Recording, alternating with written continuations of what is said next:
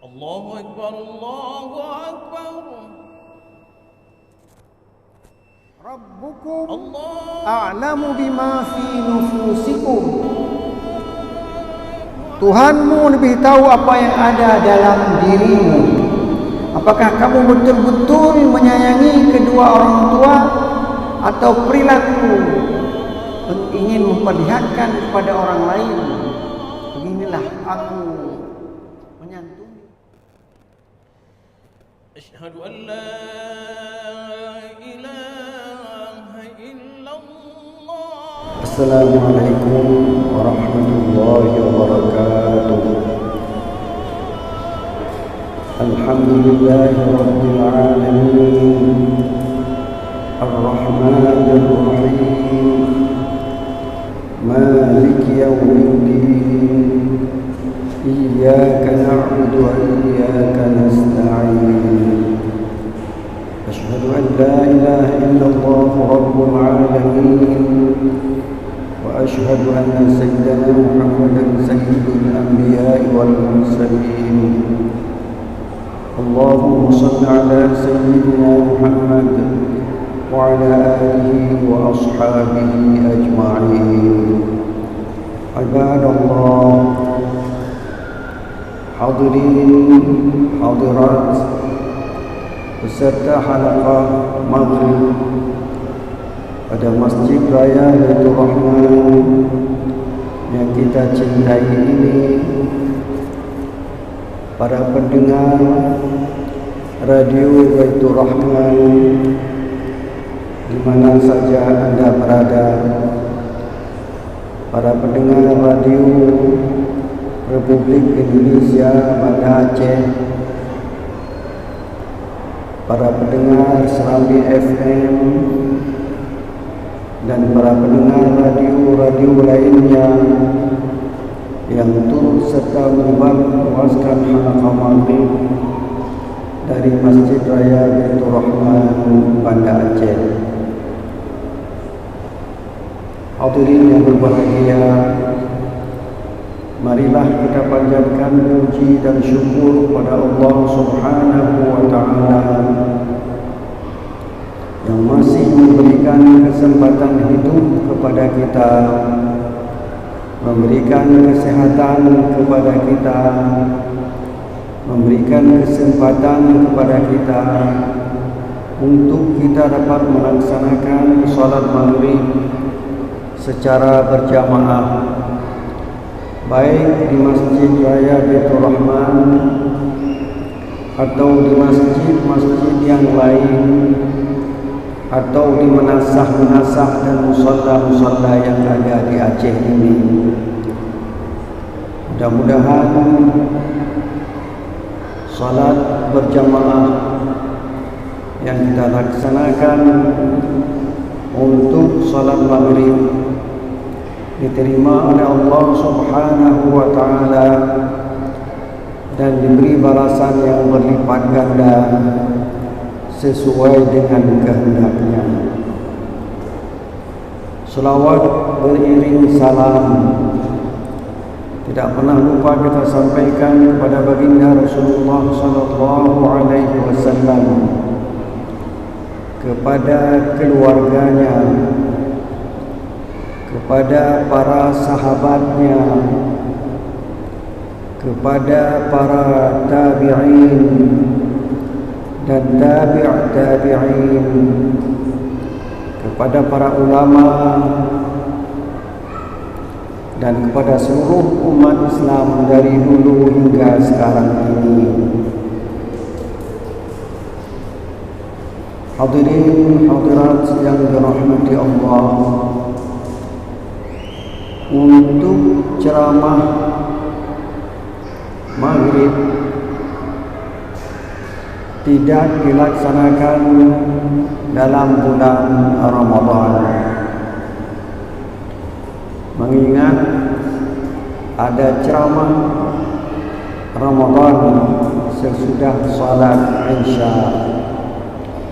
Karena itu, mari kita ulangi beberapa ayat ke belakang dalam surat Al-Isra yang berbunyi, dan ayat ini telah kita bicarakan, tapi kita ulang untuk kita dapat melanjutkan pada ayat-ayat pada malam-malam berikutnya. Ayat itu berbunyi, A'udzu billahi minasyaitonir rajim. Bismillahirrahmanirrahim. Wa qada rabbuka alla ta'budu illa iyyahu wa bil walidaini ihsana. إما يبلغن عندك الكبر أحدهما أو كلاهما فلا تقل لهما أف ولا تنهرهما وقل لهما قولا كريما. Ayat 23 dari surat Al-Isra. Allah memerintahkan kepada Nabi Muhammad dan pengikut-pengikutnya untuk tidak menyembah selain Allah. Pertama, kita disuruh untuk menyembah Allah. Kedua, kita disuruh untuk menyembah hanya Allah Subhanahu wa ta'ala. Itu suruhan pertama. Wabil walidaini ihsana. Suruhan kedua, berbuat baiklah kepada kedua orang tua. Rupanya Allah pencipta manusia, pencipta langit dan bumi beserta isinya, dialah yang berhak kita sembah. Kita tidak berhak menyembah matahari, karena matahari itu tidak menciptakan apa-apa, bahkan dia diciptakan.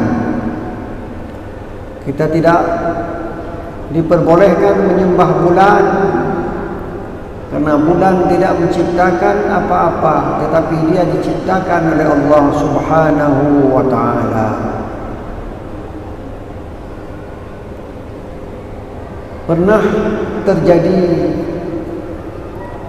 perdebatan antara Nabi Ibrahim dengan seorang raja, ada yang berikan Namrud, yang termaktub dalam surat Al-Baqarah ayat 258 yang berbunyi, Alam tara ilal ladzi hajja Ibrahim fi rabbih an ataahu Allahul mulk idh qala Ibrahim rabbiyal ladzi yuhyi wa yumiit qala ana uhyi wa umiit qala Ibrahim fa inna Allah ya'ti bisyamsi minal masyriqi fa'ti biha minal maghrib fabuhital ladzi kafar wallahu la yahdil qaumal zalimin.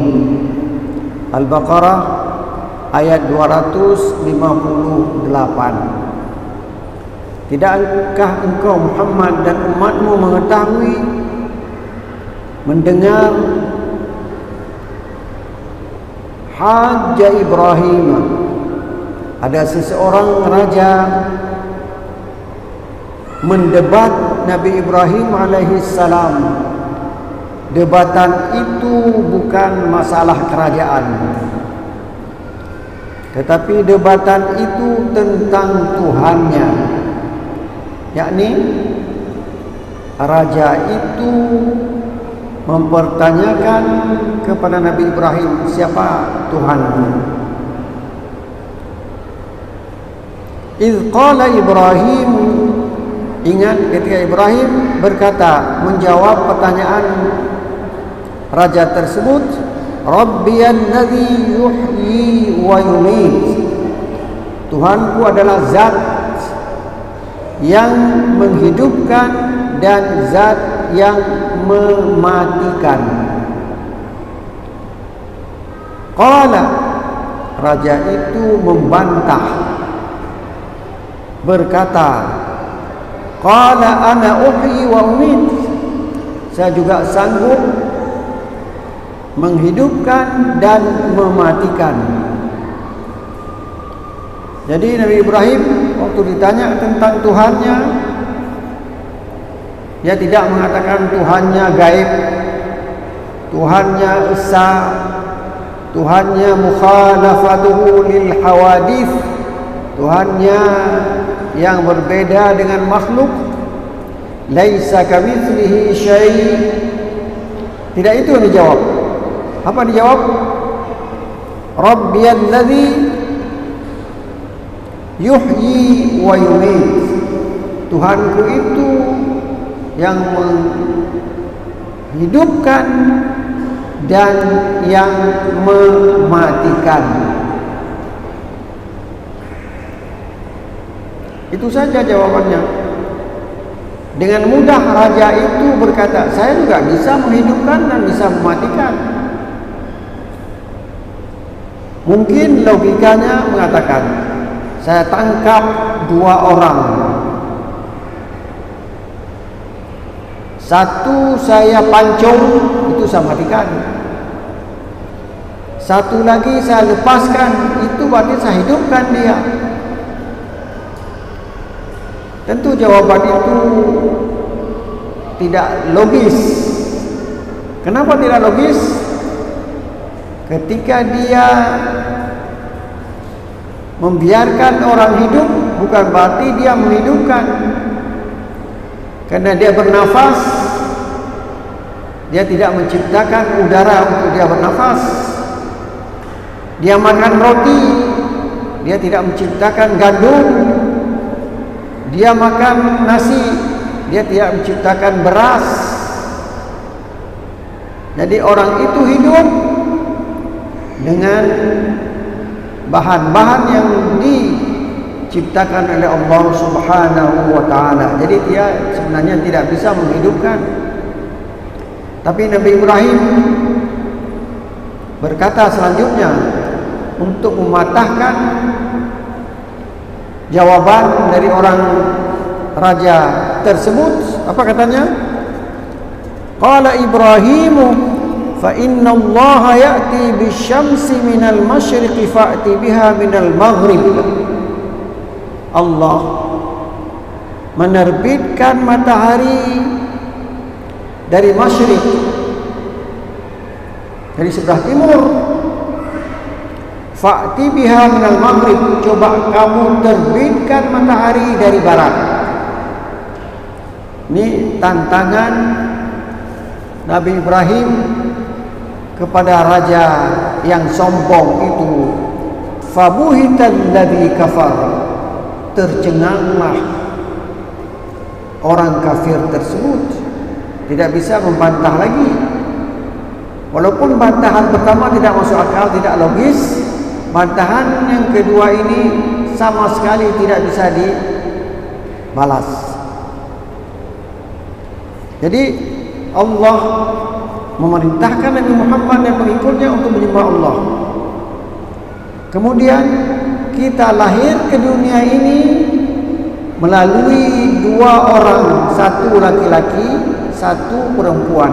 Wabil walidaini ihsana, berbuat baiklah kepada kedua orang tuamu, baik laki-laki maupun perempuan. Itulah jalan kita hidup atau lahir ke dunia ini. Tidak ada di antara kita yang tidak ada bapa. Tidak ada di antara kita yang tidak ada ibu. Semua kita punya bapa dan semua kita punya ibu. Kalau LGBT, ada ibu, ada ayah, tapi anak itu tidak tahu siapa ayahnya, karena ibunya berhubungan mungkin semalam dengan beberapa orang. Mana yang jadi ayahnya yang betul, dia tidak tahu. Ibu pun tidak bisa mengatakan ini ayahmu, karena ada aliran LGBT. Khusus kepada orang tua imma yablughanna 'indaka al-kibra ahaduhuma aw kilahuma, ketika keduanya telah tua. Apakah satu orang yang sudah tua atau dua-dua tua? Di situ anak diminta untuk membimbing, menolong kedua orang tuanya. Fala taqul lahuma uff. Kalau disuruh ambil air segelas, jangan bilang lu nak urusan, hampir ngecok ya. Saya ada urusan, tidak ada kesempatan saya untuk mengambil itu. Pada ayah itu dulunya yang menggendong dia di waktu kecil, yang menyuapin dia makanan, dia tidak tahu apa yang perlu dimakan dan apa yang harus dimakan agar kesehatannya terjamin. Fala taqul lahuma uffin wa la tanharhuma, dan jangan kamu menghardik keduanya. Wa qul lahuma qawlan karima, katakanlah kepada mereka perkataan yang mulia yang menunjukkan hatinya. Jadi ayat tadi Allah perintahkan manusia untuk menyembahnya dan berbuat baik kepada kedua orang tua. Anak tidak boleh berkata kotor dan menghardik kepada kedua orang tua. Diminta anak untuk berdoa kepada kedua orang tuanya. Ini tugas kita. Kalau kedua orang tua kita tidak ada lagi, kita berdoa, Rabbighfirli wa liwalidayya warhamhuma kama rabbayani shaghira. Itu doa yang diajarkan oleh Allah kepada hambanya. Wakhfid lahuma janahadz dzulli minar rahmah, rendahkanlah tingkah lakumu karena menyayangi kedua orang tua. Kamu kalau di kantor dihormati karena kepala kantor. Kamu kaya karena punya toko 2-3 buah, bisa memerintahkan petugas-petugas toko dengan menunjuk dengan tangan kiri, dengan suara keras. Tapi orang tua tidak boleh diperintah seperti memerintahkan kuli. Dan berdoalah kepada mereka, wa qur rabbirhamhuma kama rabbayani shaghira, dan berdoalah kepada kedua orang tua dengan doa Rabbi, ya Tuhanku, irhamhuma, kasihanilah mereka berdua, kama rabbayani shaghira, sebagaimana mereka berdua telah mendidikku waktu aku masih kecil. Mereka sedang nyenyak tidur, anak bangun ingin minum, dia bangunkan ayah atau mama atau keduanya untuk mengambil air minum. Kemudian ayat selanjutnya, Rabbukum a'lamu bima fi nufusikum, Tuhanmu lebih tahu apa yang ada dalam dirimu. Apakah kamu betul-betul menyayangi kedua orang tua, atau perilaku ingin memperlihatkan kepada orang lain, beginilah aku menyantuni kedua orang tua, beginilah aku berbuat kepada orang tua, agar orang tua mewasiatkan sesuatu kepadaku berupa harta yang tidak diwasiatkan kepada kakak-kakakku, abang-abangku yang dia tinggal jauh dari orang tua. Tuhan tahu apa maksud kita berbuat baik kepada kedua orang tua.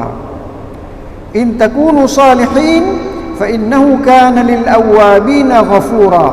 Jika kamu betul-betul orang saleh, Allah akan memberi ampunan kepada orang-orang yang bertobat, asal dia orang saleh.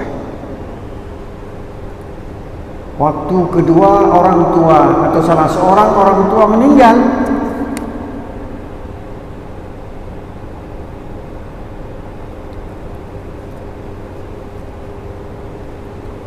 wa ati dzal qurba haqqahu, berikanlah kaum kerabat,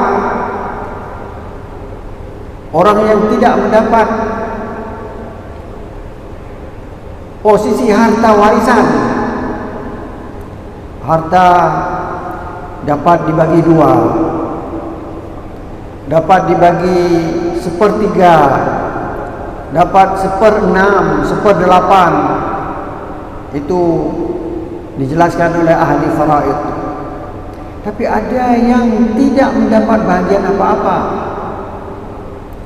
padahal dia dulu dekat sekali dengan orang tua kita. Wa ati dzal qurba haqqahu, berikanlah hak dia. Dia dulu sudah menjaga orang tua kita, walaupun kita kasih gaji untuk dia. Waktu ada harta, berikanlah walaupun seteguk air atau sesuap nasi kepada orang itu sebagai rasa kasih sayang, rasa balas kasihan kita kepada orang tersebut yang telah membimbing, menjaga orang tua kita. Wal miskin, orang miskin yang hadir di saat kita membagi harta, dia duduk itu saja, dia butuh sekali kepada harta tersebut. Kita mendapat ribuan juta, kita mendapat 1 miliar, apa salah 10.000 kita berikan kepada dia? Apa salah kita berikan 100.000 kepada dia? Wabnis sabil, dan orang dalam perjalanan. Orang dalam perjalanan itu tidak perlu kita tanyakan apakah engkau orang kaya atau tidak. Uangnya ada di sana, tapi di kampung dia, padahal dia butuh sekarang nasi untuk dia makan, tidak ada uang untuk dia beli nasi, berikanlah kepada dia.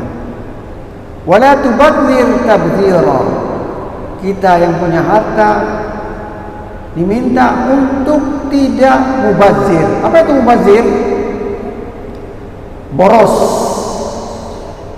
membelikan sesuatu sesuai dengan keinginan. Berbeda kita membeli sesuatu sesuai dengan kebutuhan. Kebutuhan kita ini kita beli, itu tidak boros.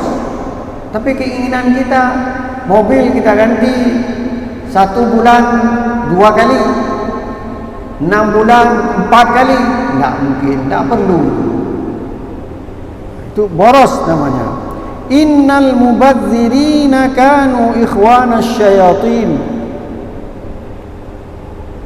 Orang mubazir itu adalah teman-teman syaitan. Syaitan ingin menggoda kita, seperti syaitan telah pernah menggoda Adam alaihi salam di saat dia ada di surga. Dia bisa makan, ya Adam uskun anta wa zawjukal jannah wa kula minha ragadan haitsu syi'tuma. Makan apa saja, makan, diperbolehkan makan apa saja yang ada di surga. Yang tidak boleh wala taqraba hadhihi syajarah, jangan dekat pohon ini. Itu saja. Datang syaitan, datang iblis. Apa dia goda? Adam, kalau Allah melarang kamu mendekati pohon ini supaya kamu tidak kekal dalam surga ini. Kalau kamu ingin kekal, dekatilah pohon itu. Itulah sebuah fitnah yang dilancarkan oleh iblis kepada Adam sehingga Adam terpesona. Akhirnya dia dikeluarkan dari surga, dan sekarang Allah memutuskan Adam akan kembali ke surga sesudah bertaubat. Kita sebagai anak cucu Adam dalam Takkan kita hari-hari ada kesalahan-kesalahan yang kita buat, segera kita bertaubat agar kita bisa kembali mengikuti jejak Nabi Adam alaihissalam untuk masuk ke surga kembali. Kita berasal dari surga. Kalau kita baik bertaubat, kita akan kembali ke surga. Jangan mubazir, jangan kita berfoya-foya hidup di dunia ini.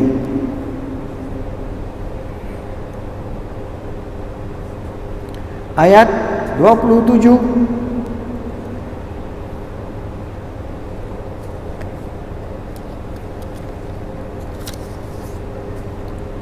wa imma tu'ridanna anhum ibtigha'a rahmatin min rabbika tarjuha faqul lahum qawlan karima. Oh ya, ketika orang datang meminta-minta kepadamu,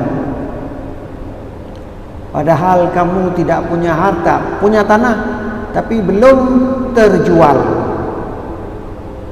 maka faqul lahum qawlan karima, qawlan mansura. Katakanlah kepada mereka yang mengatakan, minta maaf, hari ini saya tidak bisa memberikan kepadamu sesuatu, karena aku, walaupun aku kaya, punya harta, punya tanah, punya toko, tapi aku tidak punya uang 1 sen pun di saat ini.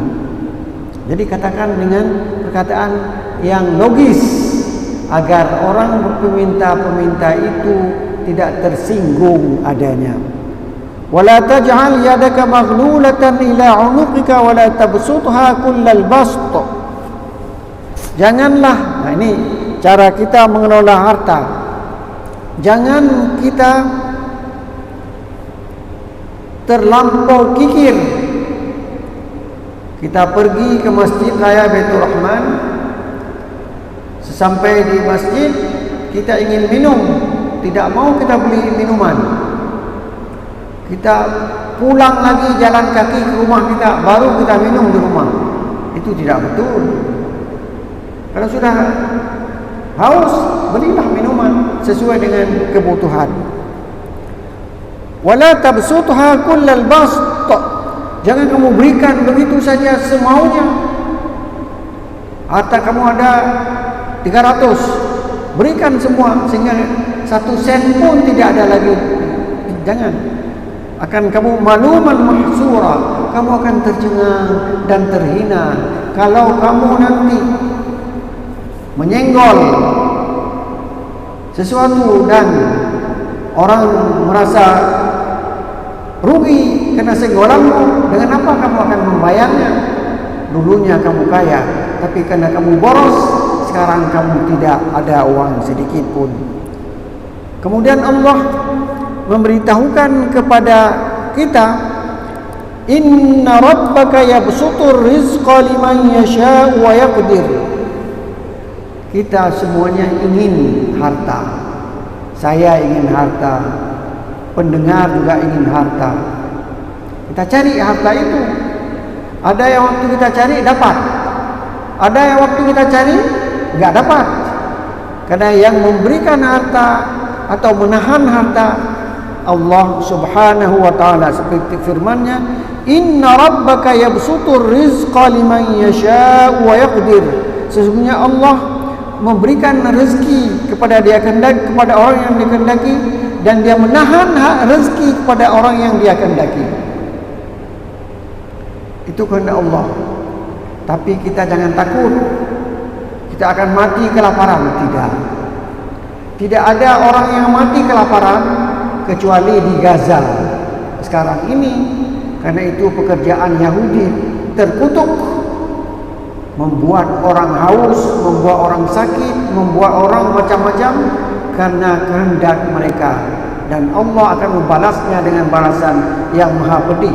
Kalau tidak dibalas di dunia ini, akan dibalas di akhirat kelak. Innahu kana bi'ibadihi khabiran basira. Allah itu tahu keadaan hambanya dan melihat bagaimana hambanya. Kalau sudah dibutuhkan, langsung diberikan. Di saat kita penuh pada air, Allah akan menurunkan hujan. Air itu kita tampung, kemudian kita bisa minum air tersebut. Kemudian Allah juga membimbing kita untuk tidak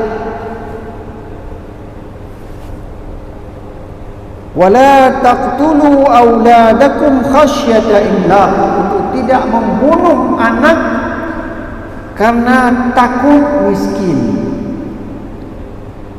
Masalah miskin itu sudah diatur, kaya itu sudah diatur oleh Allah Subhanahu wa taala. Jangan kita takut. Ini kalau ada anak nanti saya miskin, maka bunuh saja anak itu. Lebih-lebih kalau anak perempuan. Anak perempuan di zaman jahiliyah tidak ada artinya. Kenapa? Karena orang jahiliyah mencari harta dengan berperang. Orang perempuan tidak bisa ikut perang, merampok. Orang perempuan tidak bisa merampok, tidak kuat. Maka orang yang punya anak perempuan merasa malu di zaman jahiliyah. Kita sekarang tidak.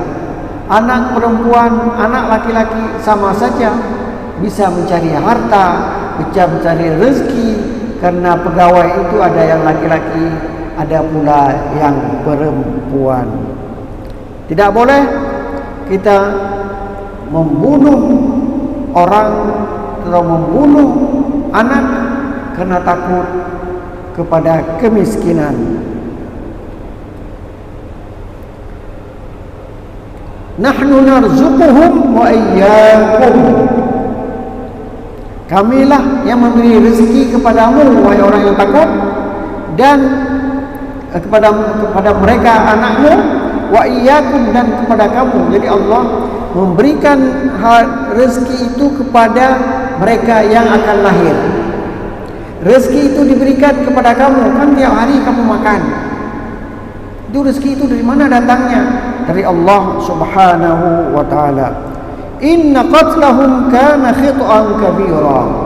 Membunuh anak adalah kesalahan besar menurut ajaran Islam. Anak sendiri tak boleh bunuh, apalagi anak orang lain juga tidak boleh kita bunuh. Bukan seperti orang Yahudi membunuh orang Islam yang ada di Gaza pada waktu sekarang ini. Itu kesalahan besar yang mereka lakukan. Padahal mereka ada Injil, ada Taurat, tapi Injil dan Taurat itu tidak dipakai oleh mereka.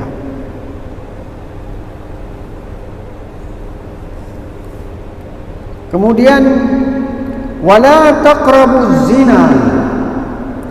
Jangan dekatilah zina. Zina itu berhubungan lain jenis tanpa nikah. Itu dosa besar dalam agama Islam. Dekat pun tidak boleh, apalagi berzina. Ini perlu kita ingat, perlu kita ajarkan kepada anak-anak kita yang masih puber, yang masih berumur 20 tahun. Dia keinginannya itu sedang menggebu-gebu. Berbeda dengan kita sudah 60-70 tahun. Kita melihat lawan jenis biasa saja, tapi mereka tentu ada keinginan sesuatu. Dekat pun tidak boleh. Al-Quran memberi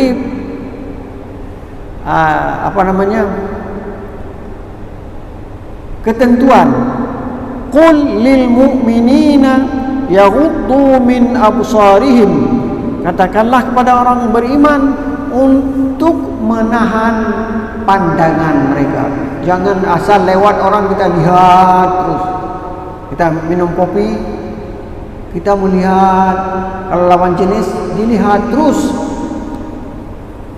Yaghuddu min absarihim wa yahfazu furujahum, dan menjaga kehormatan, berpakaian sesuai dengan ketentuan Islam.